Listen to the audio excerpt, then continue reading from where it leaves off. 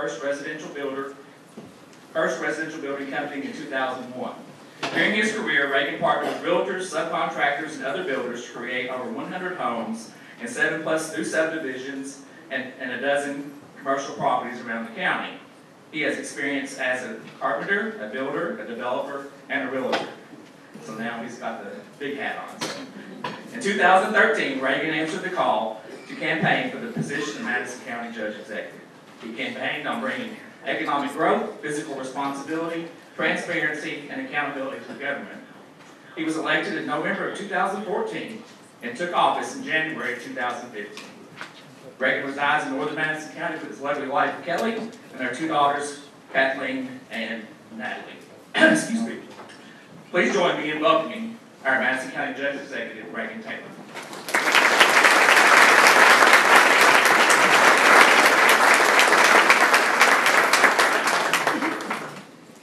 I'm going to make this short and sweet. We're doing really good.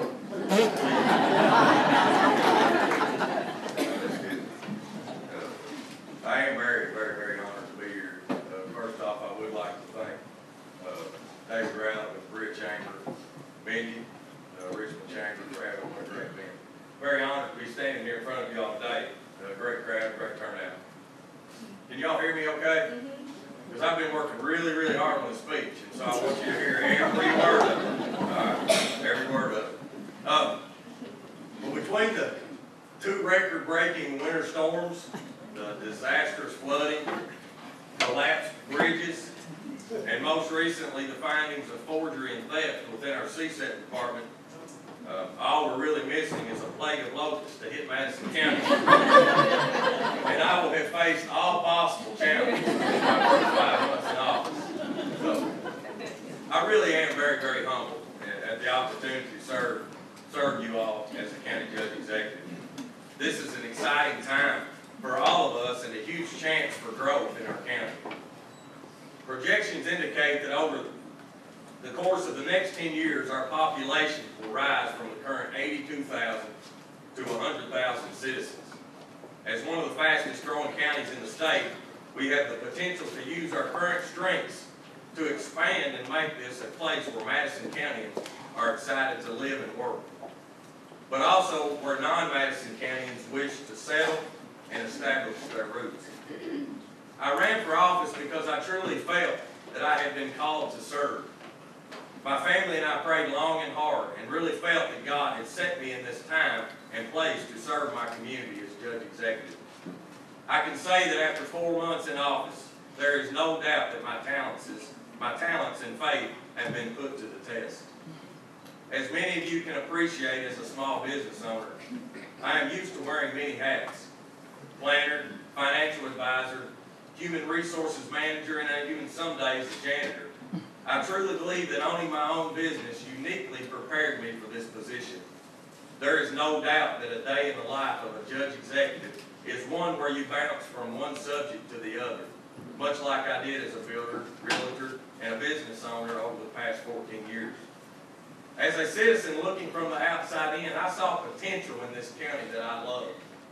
The potential for economic and community development, the potential for cost savings, and the potential to make county government more transparent and accountable to the citizens of Madison County. And now, as an elected official, looking from the inside out, I can honestly say that my view has not changed. Economic development will be a major focus on my administration. I believe that with the resources we have in Madison County, there is no reason why we cannot be a leading economic hub in central Kentucky. I have been excited about the communication between our county and our institutions of higher learning. President Benson and President Roloff have been very open-minded about areas where I believe we can work together to achieve a greater goal. First, the expansion of the Central Kentucky Regional Airport, formerly known as the Madison County Airport, is an excellent opportunity for us to not only attract businesses, but to also provide a training ground for students to lead the way in the area of aviation.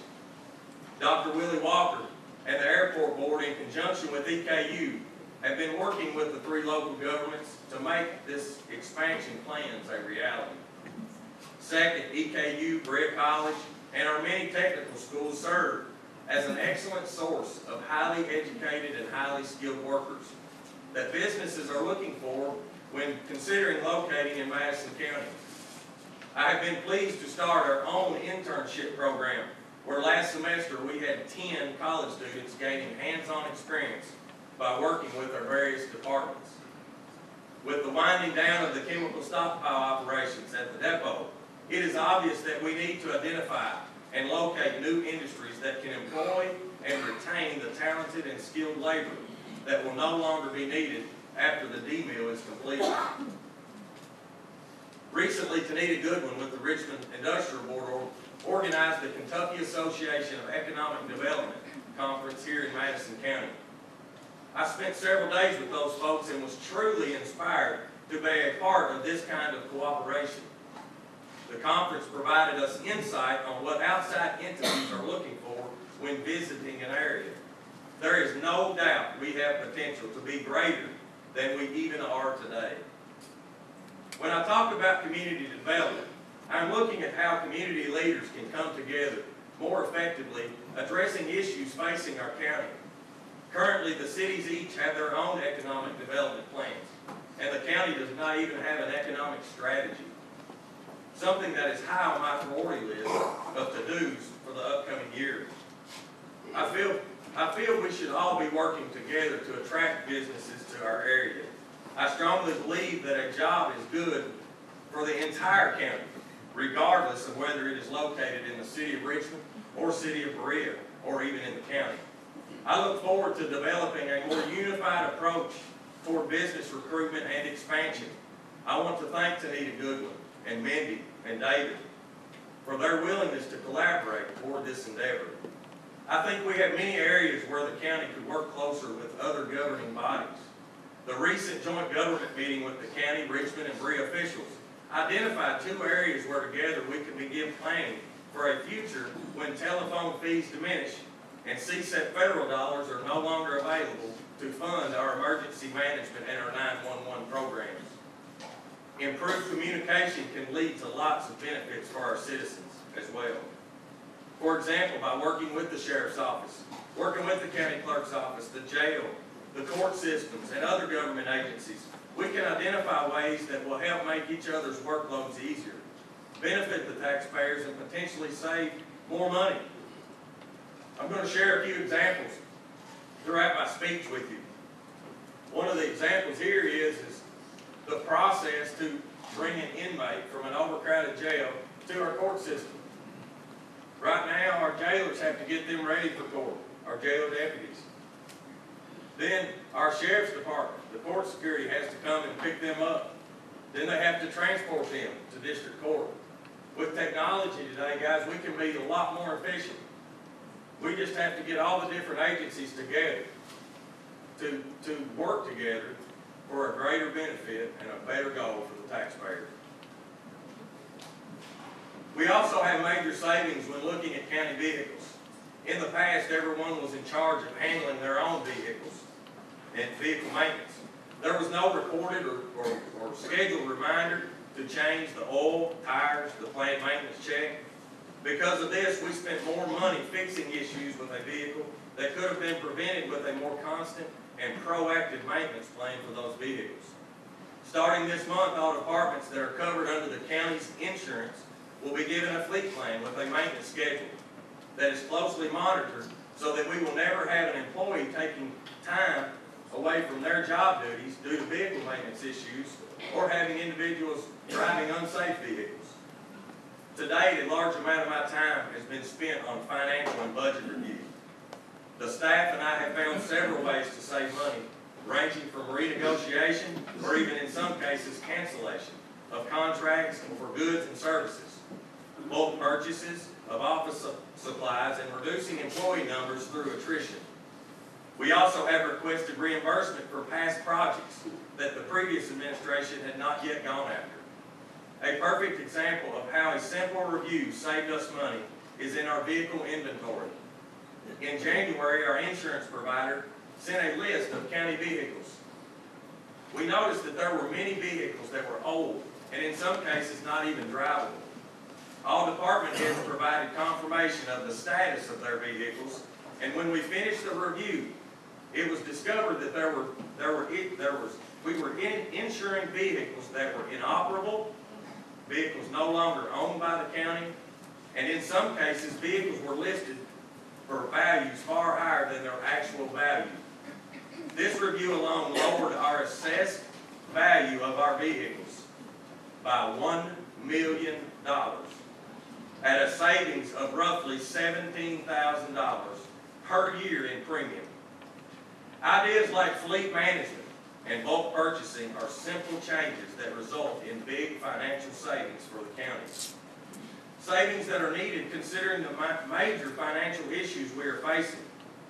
One of the biggest concerns is the current debt on our jail. Many of you are aware of the issues of overcrowding. Jailer Doug Thomas is currently forced to locate inmates in surrounding county jails at the cost of the taxpayer. While we need a new facility to house our growing population, our current 23-year-old jail has a debt of over $3 million. And I'm very excited to be here because of my private sector experience. And I'm putting my private sector experience to work. And I'm going to share an example with you about properties and how we should be proactive in preparing long term. If you today, there's a lot of business people here. If you today were going out and you were going to purchase a duplex as an investment property, 95% of you are going to put that on a 15-year note, and it's going to be paid for. Those kinds of changes and that thought process is what my administration is going to do over the next 4 years. To deal with the overcrowding, I'm in the process of establishing a jail task force with the help of Doug. The group made up of public and private sector individuals will be charged with assessing how to address the overcrowding, determining if a new facility is necessary, and if so, how the county will pay for this facility. I want you to know that we have transferred $250,000 since July to house our inmates in other counties. So we have 10.5 months into it, 11 months into it. As I mentioned earlier, this year's winter brought 2 record-breaking snowstorms. Our new road supervisor, Willie Willis, and his road crew worked around the clock to ensure our county and state roads were cleared. And our emergency management team and first responders were on standby to address any needs to those stranded during the inclement weather. Surprisingly, Madison County was not on the emergency declaration of impacted counties. However, we are in the process of appealing that decision. The recent rainstorms brought dangerous flooding to the area. Thankfully, Madison County did qualify for emergency relief funding, and we're in the process of identifying areas of need due to those storms. I've talked with the State Transportation Cabinet about my frustration with the current status of our bridges across the county. As the Richmond Register reported, we have had issues with 3 bridges. One due to weather, one due to an overweight vehicle, and the other one was closed by the state. These bridges should have been fixed long ago, and yet the state has been clearing them with no issue year after year. We are not only working to correct these bridges, but are requesting a review of all bridges to ensure that we have the safest roadways countywide. From an administrative perspective, there were 2 obvious issues I addressed in my first 120 days in office. First, there was a clear lack of a financial accountability throughout government. Inventory was unaccounted for. Purchase orders were signed after items were bought. Department heads did not adhere to a budget. Some had never even provided input on their budget. There was no long-term financial planning. Money was simply transferred from the reserve fund instead of planning for long-term purchases. A perfect example, let me say this, permanent expenses, and I've said it a lot, but permanent expenses are the easiest expenses to plan for. You know they're going to happen. All you have to do is set the money aside. An example is a fire engine. If a fire engine costs $150,000 and its lifespan is for 15 years, We should be setting back $10,000 a year for that fire engine. We should not be waiting for year 14 and figuring out where we're going to get $150,000 to buy a new fire engine. And this is the primary reason we are in the financial position that we are in today. Second, we were managing over 200 employees without a dedicated human resources manager. In my first week, I asked all employees to submit an anonymous survey outlining their pros and cons. It was clear from the responses that we needed a trained human resources professional. Effective 2 weeks ago, Shannon Gordon joined our team and immediately went to work on updating policies and procedures, assessing employee classifications, creating training programs, and informing employees that there is now a confidential avenue for them to communicate concerns and issues. I look forward to continued progress in this area, and I'm grateful for Shannon's continued commitment. I ran for office on a promise of transparency and accountability. The expectations I have set for my department heads' employees are high. My goal is for Madison County to be the standard by which county governments are judged. We have many employees ready to take that challenge, and to those employees, I give you my complete support. And I expect you to hold me to an equally high standard. Recently, my administration turned over information to the Kentucky State Police that led to the arrest and termination of a finance officer in our CSEP department. While I cannot comment on the specifics of the situation due to the fact that it is an ongoing investigation, I can say this to the citizens of Madison County. Inappropriate use of funds or property and any means of misuse of taxpayers' dollars will not be tolerated in my administration. Needless to say, our administration has been very, very, very busy. I appreciate the members of the fiscal court, Roger, Tom, John, Larry. I truly, truly appreciate your all's willingness to work with me. While we don't always agree on issues, I know that we are all interested in representing the interests of our citizens. I also want to thank my lovely family.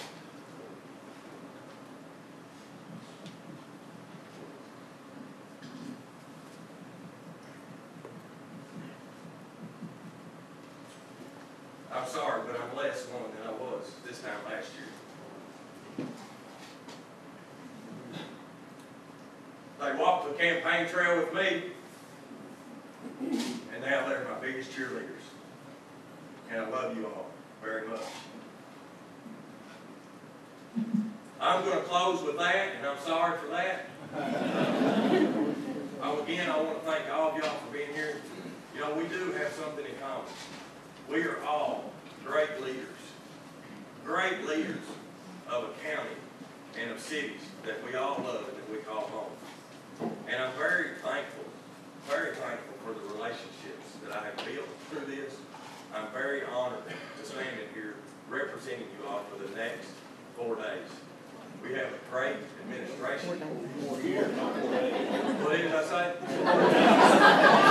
Hey, I'm sorry, I pulled a Jerry Carpenter there. 4 years.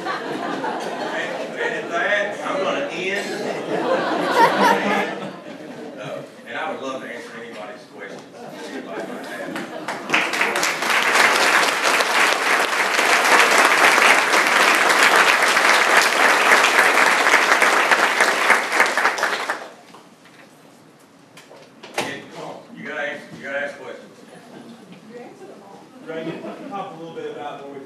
We've been out to Page Creek and looked at the creek situation and some of the flooding we've experienced.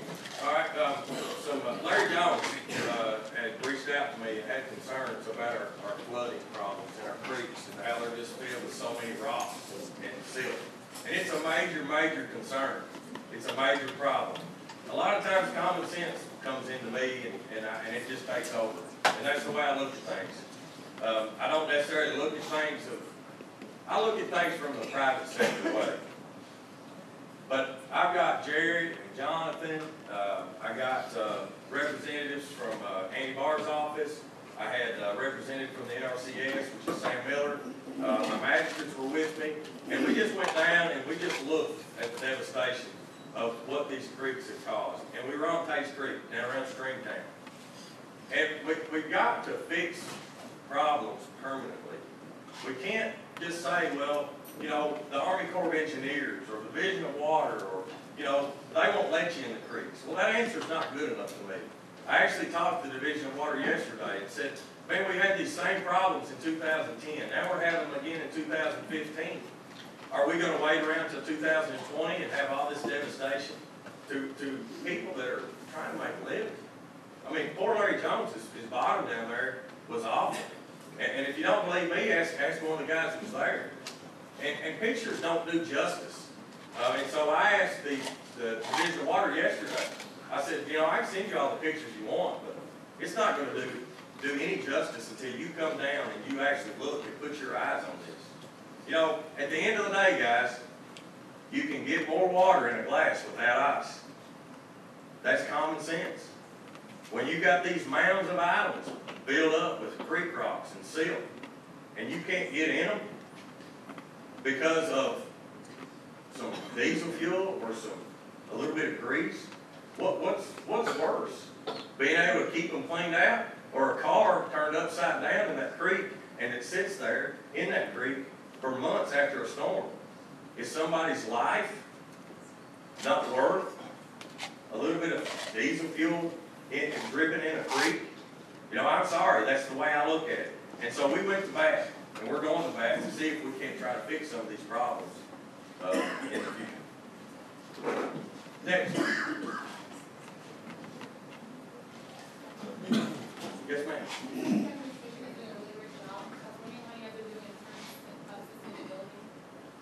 I think we're doing great. I think we're getting things where they need to be, and I think when we took office on January 5th, man, we hit the ground running. If you want to know, ask my wife. Because I spent a whole lot less time at home. You know, I've been in there as early as 5:30 in the morning in my office, and I don't want any kind of pat on my back. I'm not telling you that, but y'all have elected me to be your representative of this county, and I am going to do the very best job that I can. I'm in environmental sustainability, sorry. I'm sorry, you didn't say environmental sustainability. I should have said environmental, I said sustainability. So repeat your question to me I again. was wondering how your administration is doing in terms of environmental sustainability. Well, environmental sustainability would be solid waste programs, picking up trash. We've got a recycle program. We're really wanting to build our different programs when it comes to recycling. That's where my main focus is right now. We spend a lot of money with our loan to truck program. A lot of people, you know, have a mess around their house or whatever, and they might need to clean it up. All right, and so we have a truck that anybody can get on a list, and actually you borrow that truck. We bring it out to you, and you can put it there at your house, and you can load it up, and then they'll come back and get it the next day. Well, a lot of that stuff goes straight to the dump because we don't really have any ways of separating the metals, this, that, and other. We cleared up the other day. We cleaned up around the. I had a dumpster brought into the road department. We cleaned up a lot of metal. We've already taken $1,500 worth of metal off that was just sitting around. And so some of those things we can implement. Our solid waste program right now has trash pickup, and there's a lot of nonprofits, so to say. There's a lot of high schools that reach out and go out and clean up our sides of our roads. And we actually have a grant through the state where they can actually get paid per mile. Yes? So I saw the tourism economic impact. Would you mind elaborating a little bit more on your plan to develop tourism in Lansing County? Yeah, I mean, I think that's where we've got to come together with all government entities. You know, I guess we do have a parks director, tourism through Battlefield, but how do we really feed off of each other? How does Richmond Tourism and Bread Tourism and Madison County's parks and tourism, feed off each other? How can we, as a community, work with each other to be more efficient and to make parties interesting? You know, that economic development conference, man, though, unless they were blowing smoke up my rear, they were very impressed with me. Very, very impressed. You know, and I felt it, you know, I think Benny felt it, I think Benny felt it, we all really truly felt it.